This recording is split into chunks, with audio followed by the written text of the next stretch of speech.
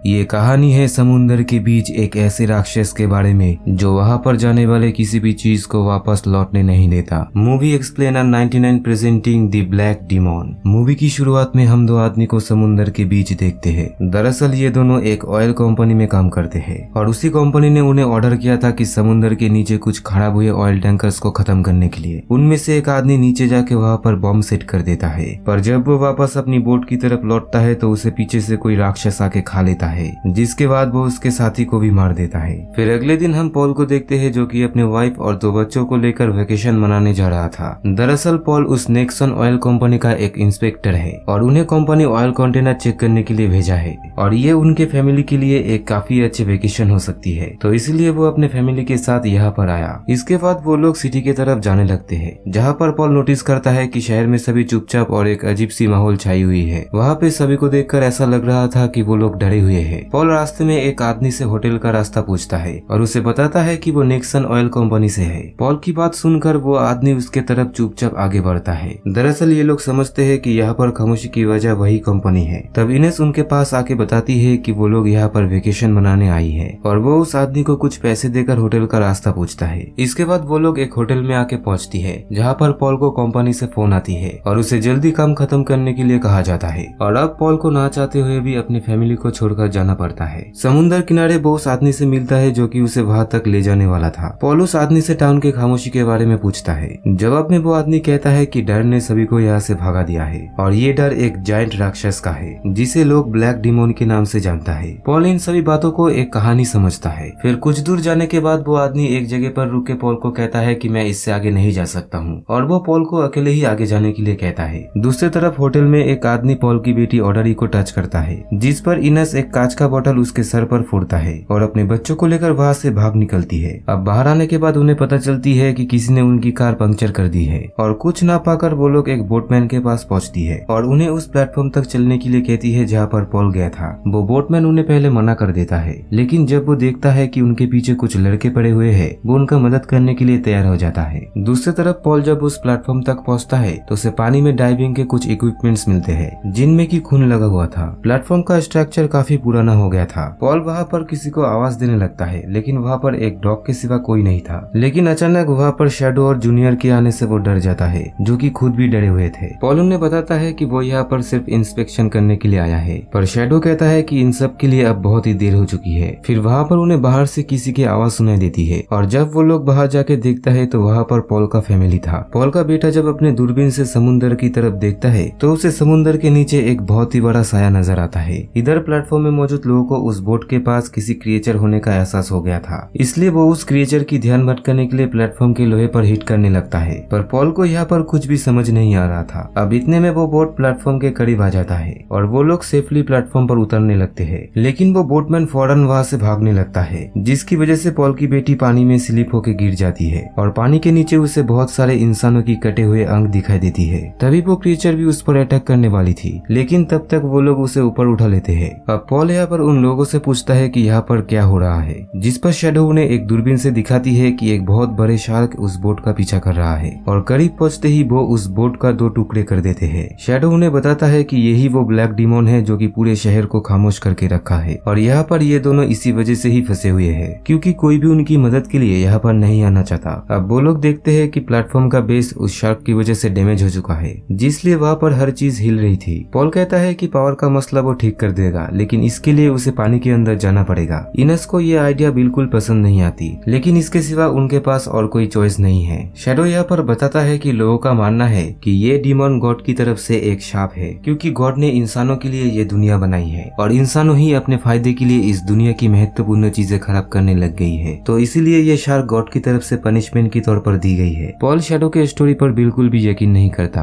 पर फिर भी शैडो अपने बात पर डटा हुआ था। वो कहता है कि इस शार्क को मारने का कोई फायदा नहीं है जब तक कि फाइनल सेक्रीफाइस ना हो जाए। और अब शैडो और जूनियर मेटल से बने हुए एक कैप्सूल की मदद से समुद्र में एंटर होता है। नीचे पहुंचने पर उन्हें सपोर्टिंग कॉलम मिल जाता है जो पूरी तरीके से ऑयल टैंक से घिरा हुआ था। साथ ही उसमें एक बॉम्ब लगा हुआ था जो कि हमने मूवी के स्टार्टिंग में देखा था। उसमें हम 2 घंटे 20 मिनट का टाइम देखते हैं, जिसके बाद वो बॉम्ब ब्लास्ट होना था। तभी जूनियर को अपने आसपास कुछ बॉडी के पार्ट्स दिखाई देते हैं, जिनमें से कुछ पार्ट्स तो अभी भी जिंदा थे, लेकिन ये सब उसका एक इल्यूजन थी और इससे वो समझ जाता है कि उसके पास मुसीबत आने वाला है। वो जल्दी से अपने कैप्सूल के अंदर चला जाता है, लेकिन तभी वो शार्क उस कैप्सूल को पकड़ के पानी के और भी गहराई में ले जाने लगता है। पॉल ये देखकर घबरा के उसे रोकने की कोशिश करता है, लेकिन इसका कुछ फायदा नहीं होता। इसी बीच शैडो किसी भी तरह पानी के ऊपर चला आता है और तभी वो लोग पानी में जूनियर का बॉडी देखता है, लेकिन जैसे ही वो लोग उसे बाहर खींचता है तो उसका नीचे का हिस्सा नहीं था और ये देख के वहाँ पर सभी डर जाते हैं। कुछ देर बाद जब टॉम अंदर आता है तो टॉमी उससे पूछता है कि क्या हम लोग मरने वाले हैं। उसका ये बात सुनकर सभी उसे समझाने लगते हैं कि ये हमारे पास एक चेस गेम की तरह चैलेंज है। टॉम कहता है कि चेस पर तो किंग को बचाने के लिए कुछ पीसेस को सैक्रिफाइस करना पड़ता है। पॉल उसे यकीन दिलाता है कि ऐसा कुछ भी नहीं होगा। इसके बाद वो बेसमेंट में जाके जनरेटर ठीक करने लगता है। इसी दौरान टॉम अपने छोटे बोट पर काफी सारे डॉल बैठाकर उसे समुद्र में बहा देता है और साथ ही वो गॉड ऑफ सी से प्रे करता है कि वो उन्हें माफ कर दे और यहाँ से जाने दे। लेकिन तभी उस बोट में से एक छोटी डॉल पानी में गिर जाती है। दूसरी तरफ इनस को केबिन में कुछ पेपर्स मिलते हैं जिन पर पॉल के सिग्नेचर थे। उन पर लिखा हुआ था कि ये ऑयल प्लेटफॉर्म वर्किंग कंडीशन में नहीं है और इसकी हालत बहुत ही खराब है, लेकिन फिर भी पॉल ने उन पेपर को साइन करके पास कर दिया था। दूसरी तरफ वो शार्क प्लेटफॉर्म के एक हिस्से पर टकराता है जिससे कि टॉमी पानी के नीचे गिर जाता है। उसके चीख सुनकर जल्दी से इनस उसके पीछे कूद जाती है और वो लोग कैसे भी करके उन्हें बचा लेते हैं। फिर इनस पॉल के साथ झगड़ा करने लगता है क्योंकि उसने जानबूझकर पेपर पर साइन किया था और उसके वजह से अभी तक बहुत सारे लोगों की जान चली गई है। पर पॉल कहता है कि वो अपने फैमिली को एक बेटर लाइफ देने के लिए किया है, लेकिन इनस उसके ये बातों को यकीन नहीं करती। इसके बाद पॉल किसी भी तरह जनरेटर ठीक कर लेता है, लेकिन अब यहाँ से निकलने की उम्मीद उस पर नहीं बची। वो शैडो को सब कुछ सच बता देता है